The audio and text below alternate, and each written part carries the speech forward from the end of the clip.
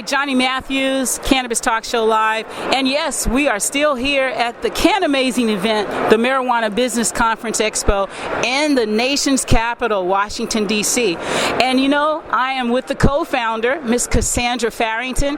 This is becoming a ritual for us. We're picking up from Vegas in November. How is Washington, D.C., Cassandra?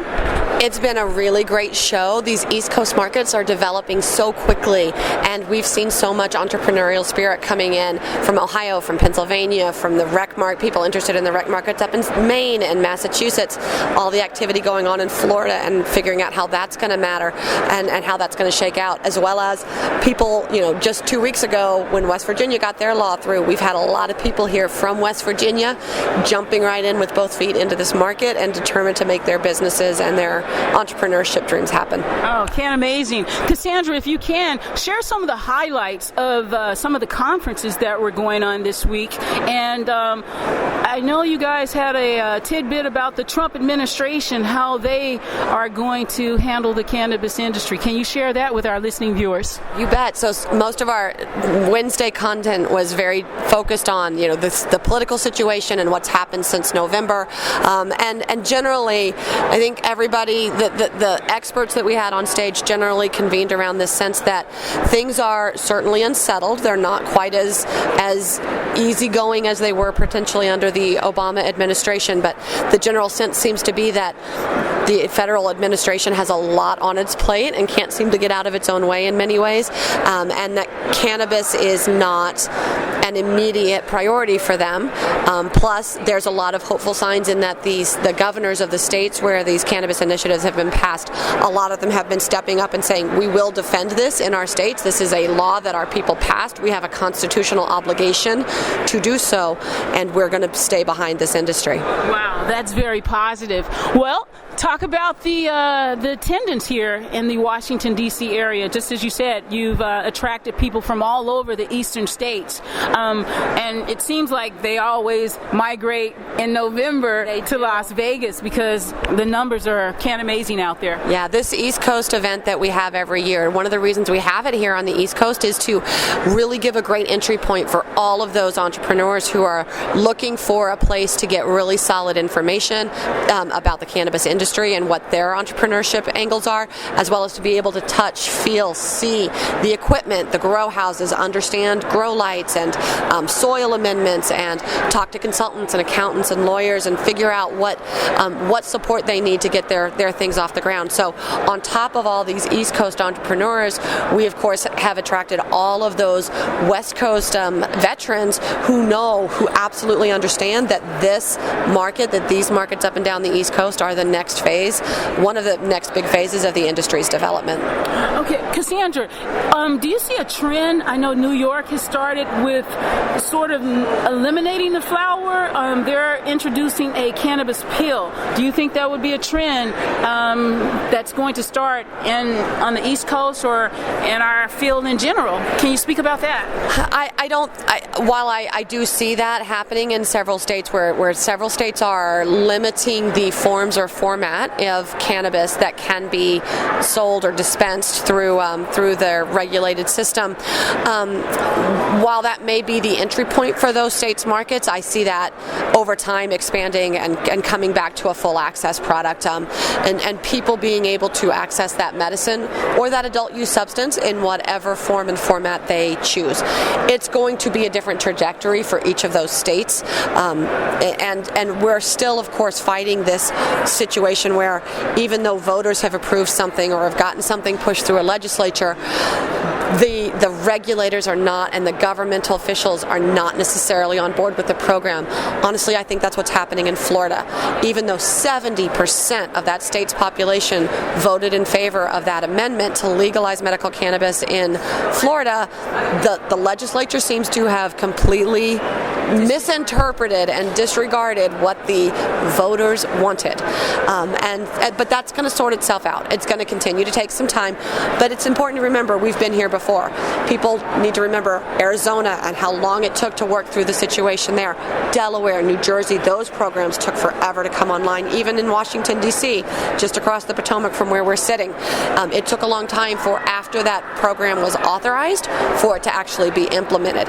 We're starting to see those things happening again now, but I expect that we'll see that same trajectory, and we're going to win this at the end of the day. Oh, wow. Cannamazing.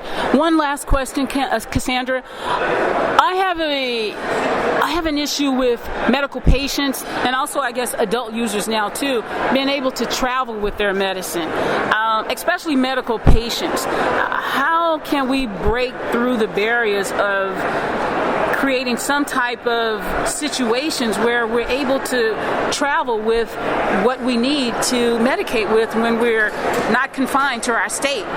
It is definitely a tough question, and that's honestly the only thing that's going to solve that at the end of the day is a literal act of the U.S. Congress. But until then, we do have more states coming on with reciprocity laws, so that even if you can't travel from point A to point B with it, you could at least purchase it in point B if you are a medical patient in point A, or people being able to tap into the recreational program in that state where they're visiting, and until those things all work themselves out, some people will, I know, just feel more comfortable having their own medicine that they sourced at home from their known provider in their known quantities, and that very known thing that they're used to using each and every day to manage their medical condition.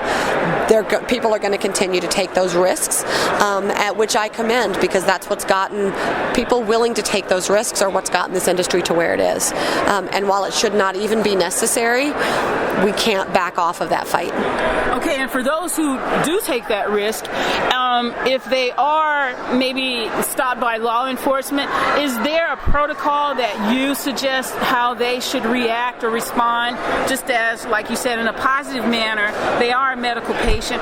What are some of the tips that you can give a medical patient if they do have, like I said, a situation with law enforcement, just carrying their medical medicine, and like I said, only enough for them to use when they're on a trip? Right.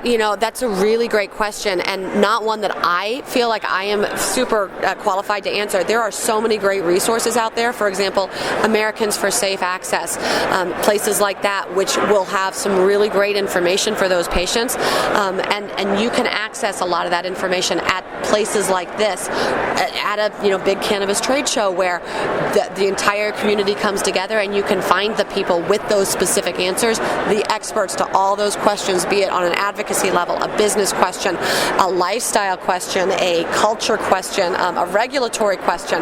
That's what I find so inspiring about MJ Biz Con and the work that we're doing here to get those communities all in the same place to get that information out. Right, absolutely, because like I said, when you travel to states that have not become so cannabis friendly, those are big issues. So I'm wondering, is there a checkpoint where we can go, or can we contact a judge that we're entering your state and we'd like to know, give us a protocol that we can follow, give us a checkpoint where we can come and check our medicine and send us on our way. Hopefully we can get to a point like that and open up some, serious discussions where it can help a lot of patients. It would be lovely if we could get to that point, and there may be, somewhere in these reciprocity laws that I just discussed, or that we may be able to, advocate for something like that being added into the cannabis laws of all these new states that are coming online, and put back into the laws of the states where that's a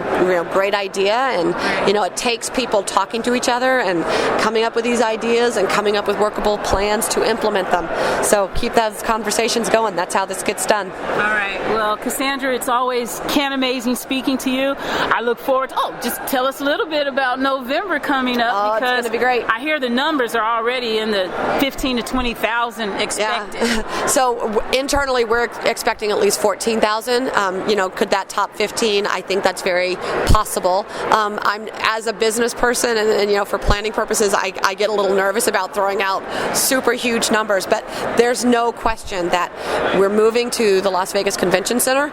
We We're going to have north of 500 exhibiting companies, and it is going to be the place, the 4 days of the year where this entire community of professionals come together and really engages with each other to create deal flow and to have wonderful advocacy conversations and just celebrate everything that this industry has become over just a few short years. Yes, it will be the 6th year in November, right? It will be the 6th time that we've had MJ Biz Con. Well, go ahead, give us those dates in November. It's November 15th through 17th at the Las Vegas Convention Center, and we hope to see you there. All right. Thank you, Cassandra Farrington. You're putting on an amazing event. Thank you so much. Thank you, Johnny.